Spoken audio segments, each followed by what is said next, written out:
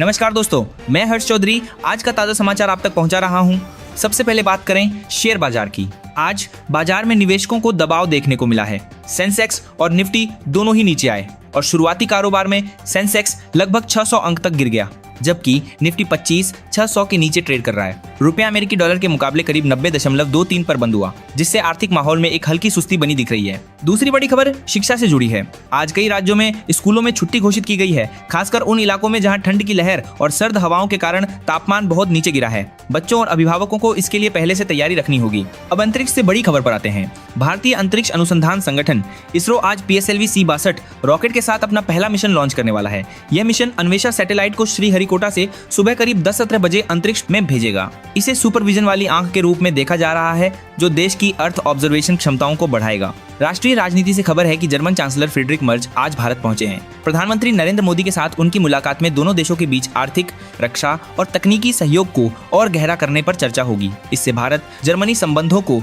नई मजबूती मिलने की संभावना है। अब एक महत्वपूर्ण सामाजिक पहल की खबर। उत्तर प्रदेश के मुख्यमंत्री योगी आदित्यनाथ ने स्वास्थ्य सेवा क्षेत्र में आर्टिफिशियल इंटेलिजेंस AI के विस्तार के लिए 2000 करोड़ की योजनाओं की घोषणा की है। इसका लक्ष्य स्वास्थ्य सेवा क्षेत्र में प्रणालियों में तकनीक का इस्तेमाल बढ़ाकर सेवाओं को और मजबूत बनाना है। बागपत से एक प्रेरणादायक खबर। वहां नव देवियों की शक्ति नाम से एक नई पहल शुरू की गई है, जिसका उद्देश्य बेटियों की शिक्षा, सम्मान और आत्मनिर्भरता को बढ़ावा देना है। इस योजना में 9 अलग अलग योजनाएं शामिल हैं, जैसे मुफ्त सैनिटरी पैड्स की उपलब्धता और किशोरियों के लिए सलाह मार्गदर्शन केंद्र।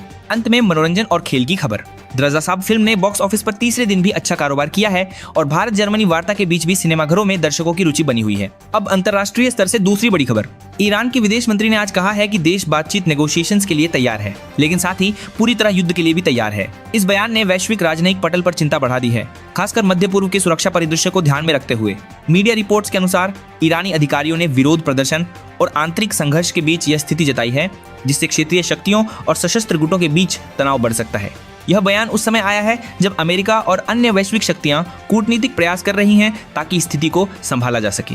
विश्लेषकों का मानना है कि यदि कूटनीति विफल रहती है तो यह स्थिति व्यापक संघर्ष या समयबद्ध सैन्य गतिशीलता में बदल सकती है, जिसका असर तेल की कीमतों, वैश्विक निवेश और अंतर्राष्ट्रीय सुरक्षा समुदाय पर पड़ेगा। भारत और अमेरिका दोनों देशों के बीच व्यापार बातचीत निरंतर जारी है। अमेरिका के नवनियुक्त दूत ने कहा है कि 13 जनवरी को अगली कॉल तय है, जिसमें दोनों देश व्यापार और टैक्स टैरिफ मुद्दों पर आगे चर्चा करेंगे। यह बातचीत ऐसे समय में हो रही है जब पहले हुए समझौतों में कुछ बाधाएं आई थीं, खासकर अमेरिका द्वारा भारत पर लगाए गए शुल्कों और रूस से तेल आयात के कारण।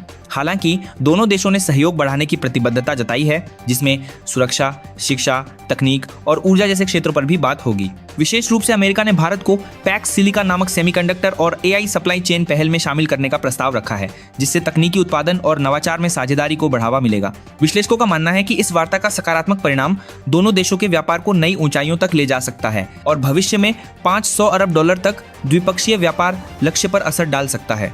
एक और ताजा खबर मौसम से। उत्तर भारत के कई हिस्सों में लगातार ठंड और सर्दी की स्थिति बनी हुई है, जिसमें भारत मौसम विज्ञान विभाग IMD के अनुसार कोल्ड वेव कंडीशंस और घने कोहरे से कई इलाकों में विजिबिलिटी कम हो रही है। लोगों को सावधान रहने की सलाह दी गई है। वहीं दूसरी ओर देश के दक्षिणी हिस्से, विशेषकर तमिलनाडु में भारी बारिश का सामना किया जा रहा है।